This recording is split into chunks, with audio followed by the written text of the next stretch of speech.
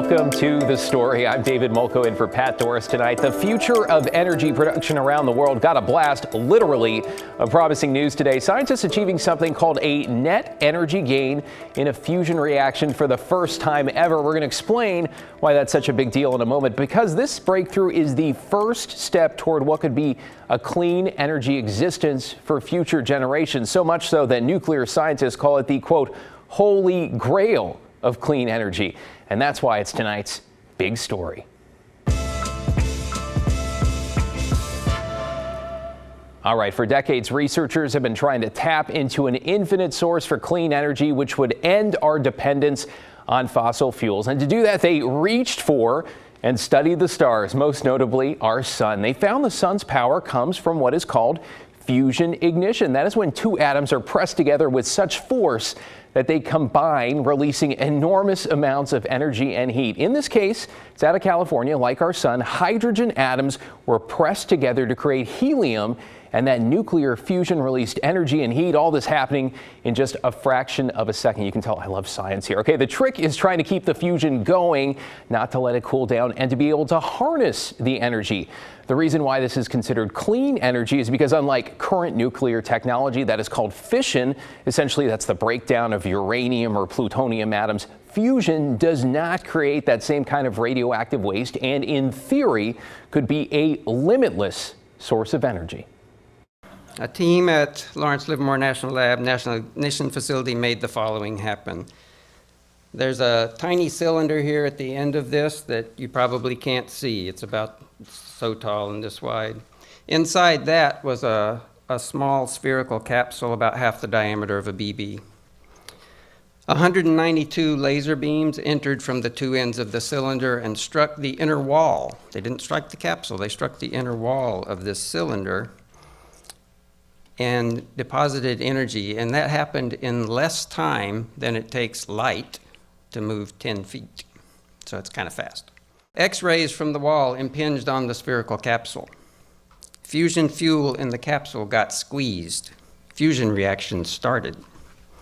This had all happened before, 100 times before.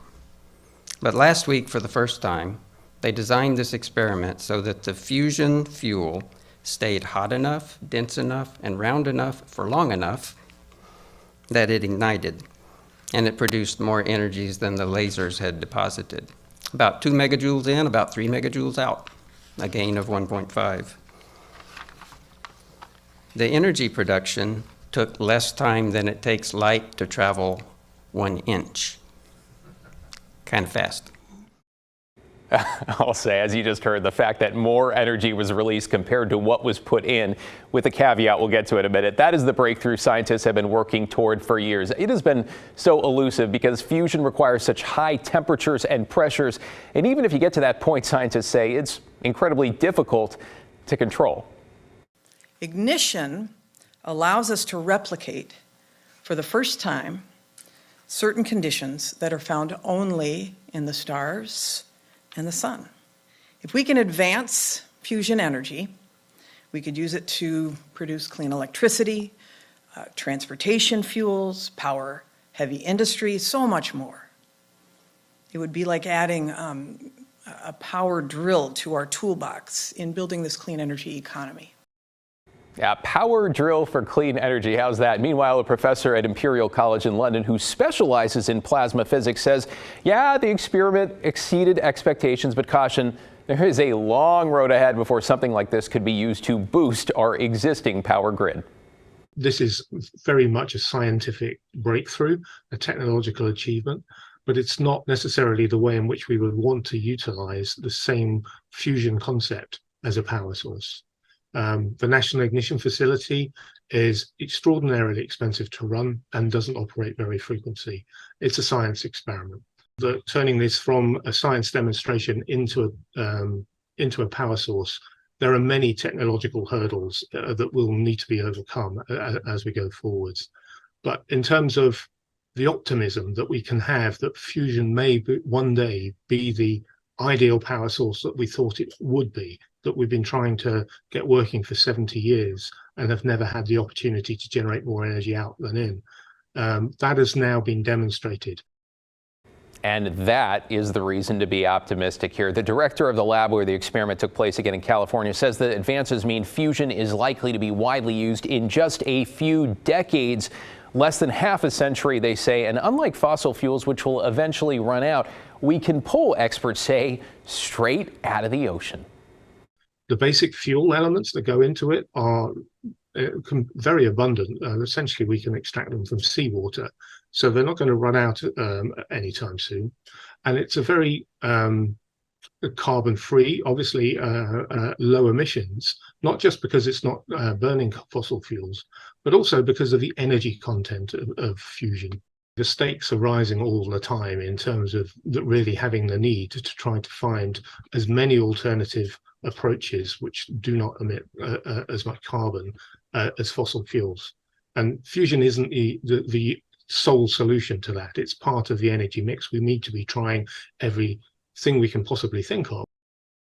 We sure do. Scientists say it's unlikely nuclear fusion could be used for vehicles, but it could power entire cities and the batteries inside electric cars. Okay, let's talk about that caveat I mentioned, all of this that isn't as sexy as the overall headline. That net energy gain of the experiment that was hailed as a breakthrough, that only applied to the fusion reaction itself, not the total amount of power it took to operate the lasers, the buildings surrounding it. For fusion to be viable, it's going to need to produce significantly more power and for much longer. But yes, we got to celebrate because it is a first step. You heard from the scientists there. An expensive first step, to be sure, because billions of dollars have been poured into this effort. One expert likened the breakthrough as to when humans first learned that refining oil into gas and igniting it could produce an explosion to power a vehicle, as we see internal combustion engines, right? So in fusion's case, we don't have the engine yet. We don't even have the car yet. You might say we don't even have the tires yet, but we have made that first step. And scientists say the monstrous engineering challenge can finally move forward. Okay, we'd love to hear your thoughts on this story. You know, personally, I said this, I love covering science. So send an email to the story at kgw.com or call and leave us a voicemail. That's 503-226-5090. I promise, yeah, the team listens to every single one.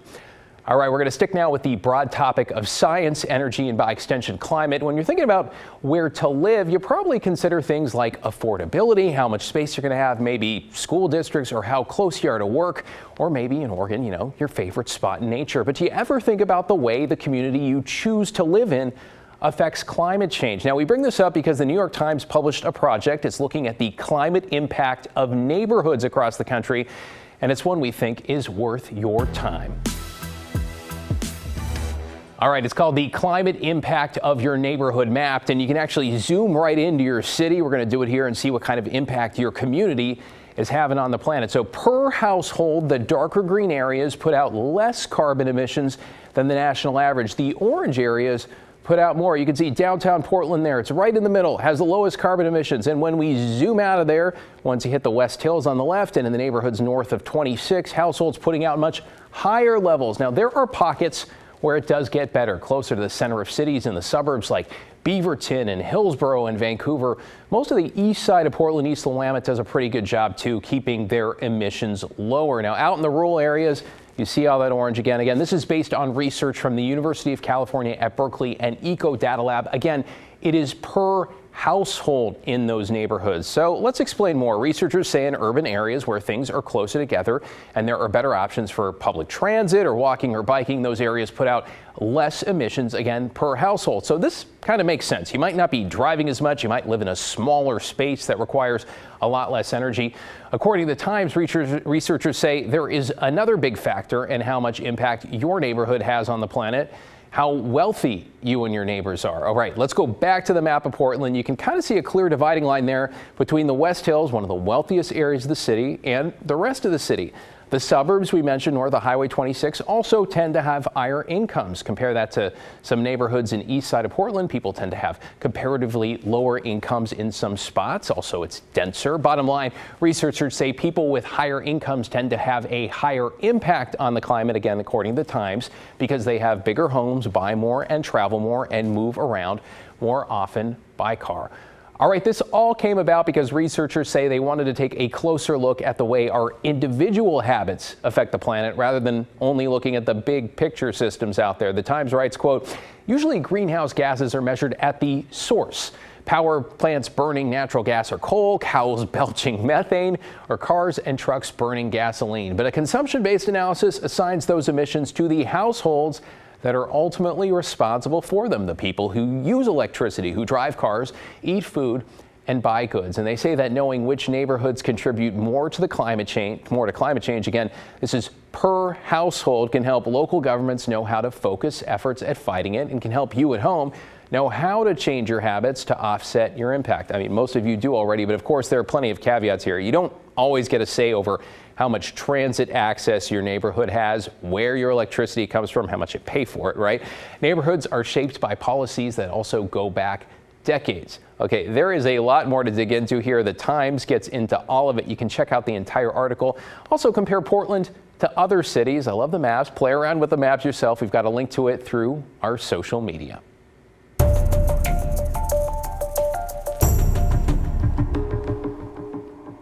All right, we've been talking about this since before Election Day. We've got an update on Oregon Measure 114. That is the gun reform law that voters narrowly approved last month. Implementation still officially on hold while a lawsuit in Harney County plays out. Today, there was another full day hearing. We're going to explain the outcome in just a moment, but the headline is that 114 is still paused for the time being. Again, no part of it has taken effect yet. Right now, gun laws in Oregon are the same as they were before Election Day. All right, into the details here, including the part of the law that requires a permit in order to buy a gun. Attorneys for the state admitting today that process to be overseen by the Oregon State Police still not ready. So the judge extended the pause on that portion of 114 until he receives written notice that the process is ready. Now, when that happens, there's going to be another hearing to determine the next steps. Just to note, I'm a single judge over 2 counties, the only one in Oregon, and so I'm moving mountains to make sure that you have an opportunity to be heard, because I understand this is very important to the people of Oregon. And that's going to bring us to the other controversial part of 114. This is the high-capacity magazine ban that prohibits the manufacture and sale of magazines that hold more than 10 rounds, as well as limits when and where those magazines can be used. So one gun shop owner from Harney County today testified that if the capacity limit were to go into effect, he would not be able to sell firearms, since he said many could easily be altered to hold more than 10 rounds. How would that work? You just drill the rivet out. It's simple. I mean, you could do it potentially even with a pocket knife. Those rivets are aluminum, and you can just scratch it out of there with a pocket knife. And with a hand drill, it takes less than 3 seconds. All right, so the judge said he's going to rule on this portion of 114 later on Friday. You got the whole timeline here, right? Later this month, this is the day before Christmas Eve, yet another hearing. That one is on background checks at gun shows, because again, 114 expands basically background checks here, to say nothing about another process right now that's playing out in federal court. Though right now, keep in mind, the state lawsuit is standing in the way of 114 being implemented in any way. Bottom line, still on hold. The court challenges appear to be just getting underway. We'll keep an eye on it. Up next on The Story. Yeah, we found it. We found her. I see a 20mm gun mount. The deepest shipwreck ever found. A now declassified report tells the story of a World War II Navy captain from the Pacific Northwest who defied the odds. In no engagement in its entire history has the United States Navy shown more gallantry, guts, and gumption than in the 2 morning hours between 7:30 and 9:30 off Samar. How the Sammy B was discovered, and the lessons the wreck can teach us about courage nearly 80 years on. When The Story returns.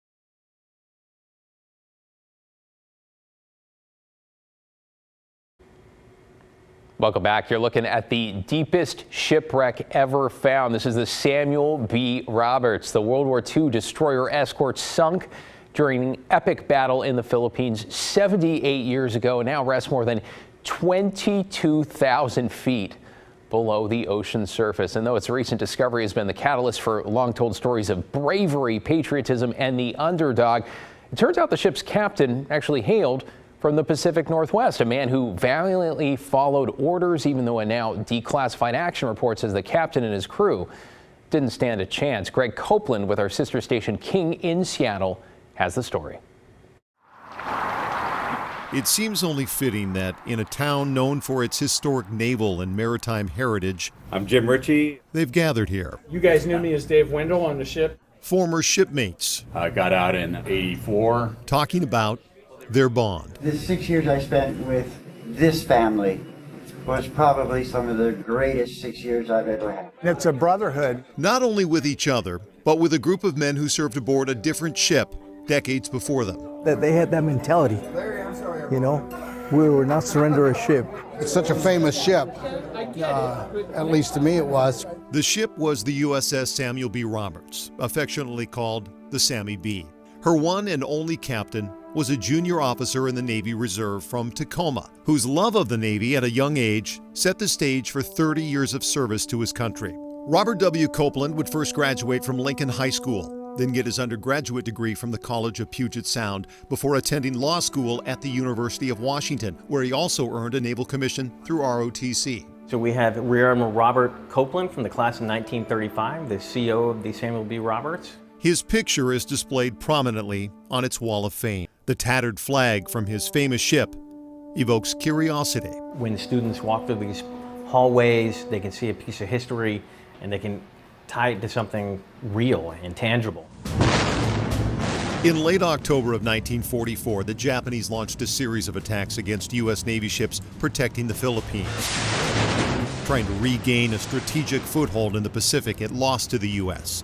The four-day endeavor, called the Battle of Leyte Gulf, was arguably the largest naval battle in history.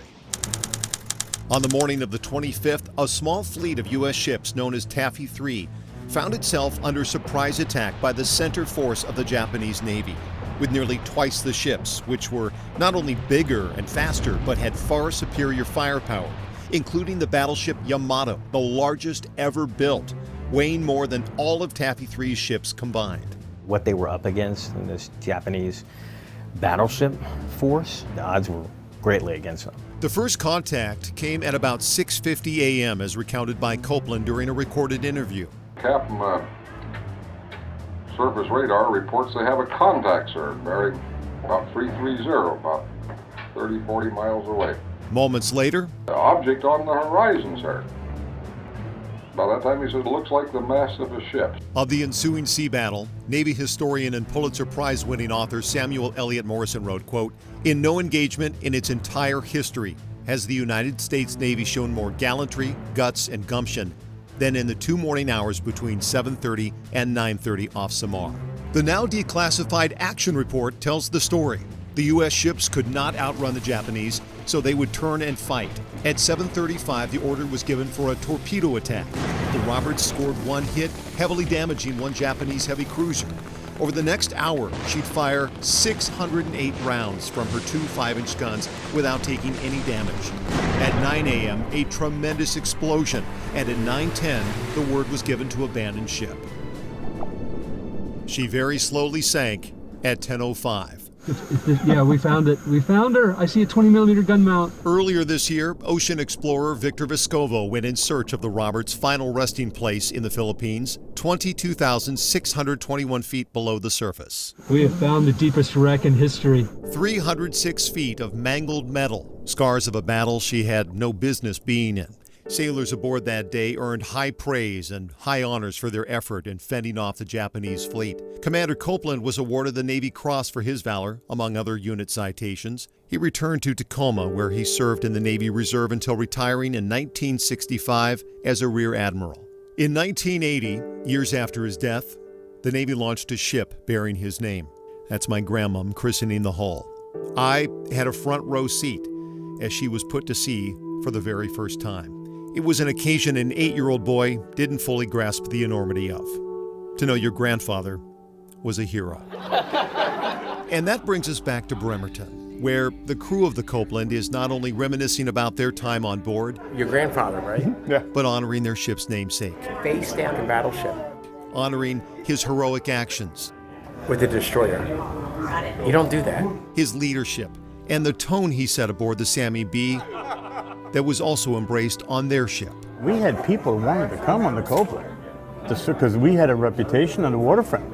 A reputation for high standards on the high seas, inspired by a young Navy reservist from Tacoma so many years ago.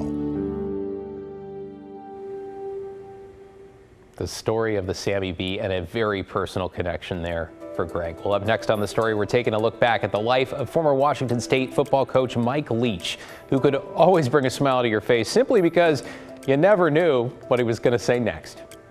It's a good win. There's a lot of people. It's like Woodstock, except everybody's got their clothes on.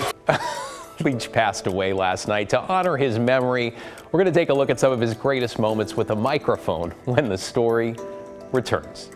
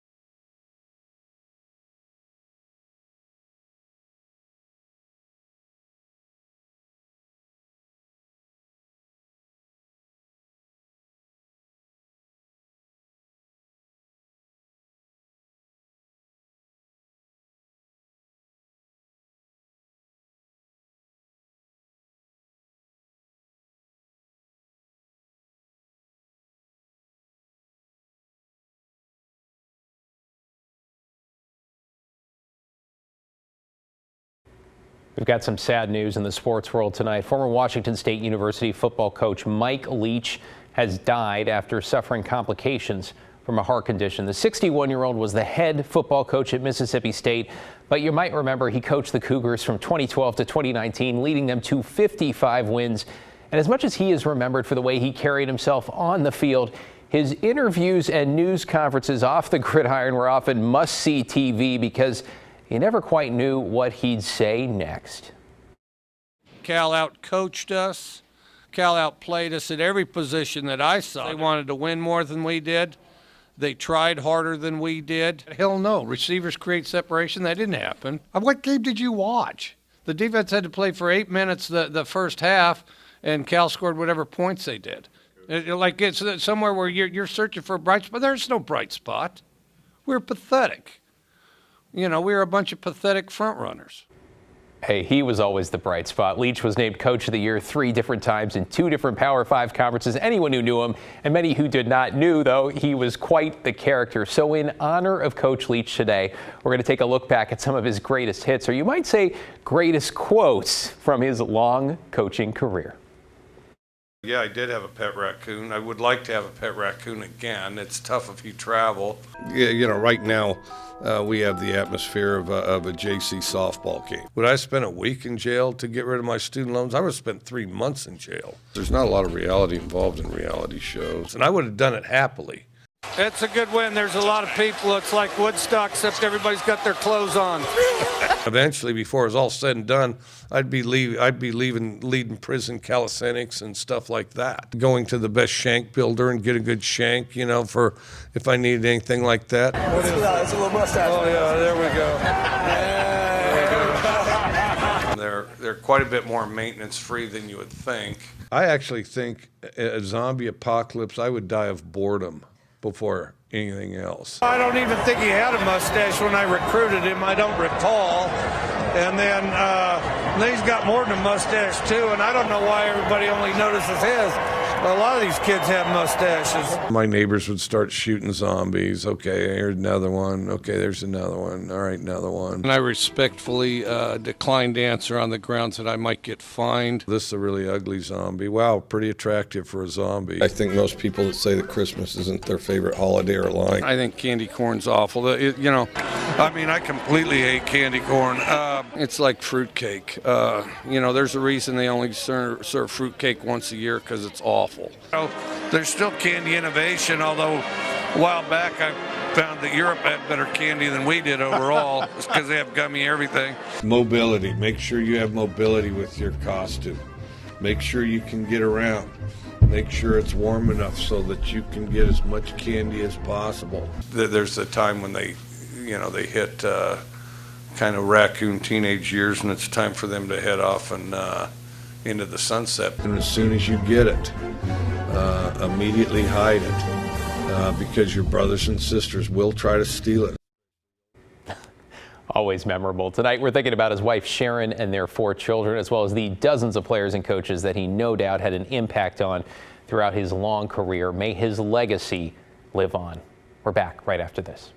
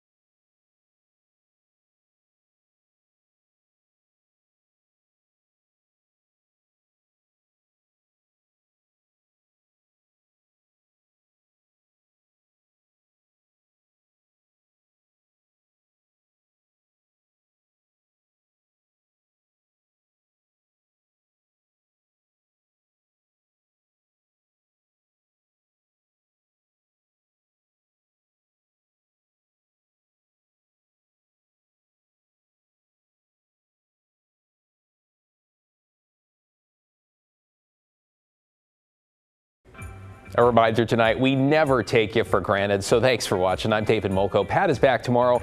Laurel is here with your headlines. The news at 6:30 starts right now.